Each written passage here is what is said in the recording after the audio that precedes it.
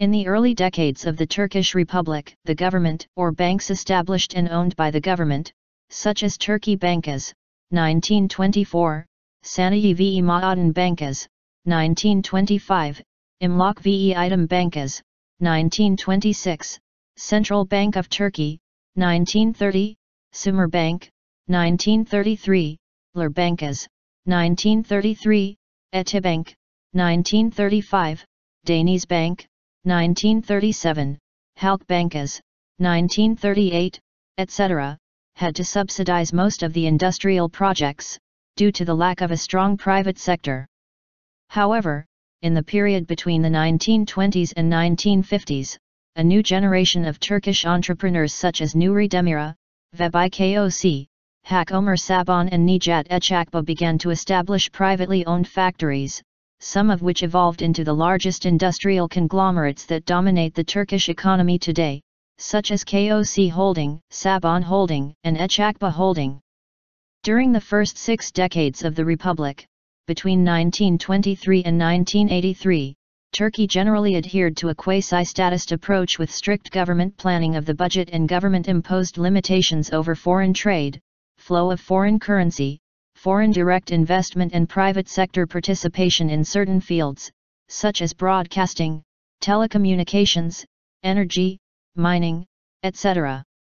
However, in 1983, Prime Minister Turgut Özal initiated a series of reforms designed to shift the economy from a statist, insulated system to a more private sector, market-based model. The reforms, combined with unprecedented amounts of funding from foreign loans, spurred rapid economic growth, but this growth was punctuated by sharp recessions and financial crises in 1994, 1999, following the earthquake of that year, and 2001, resulting in an average of 4% GDP growth per annum between 1981 and 2003. Lack of additional fiscal reforms, combined with large and growing public sector deficits and widespread corruption, resulted in high inflation, a weak banking sector and increased macroeconomic volatility. Since the economic crisis of 2001 and the reforms initiated by the finance minister of the time, Kemal Dervish, inflation has fallen to single-digit numbers, investor confidence and foreign investment have soared, and unemployment has fallen.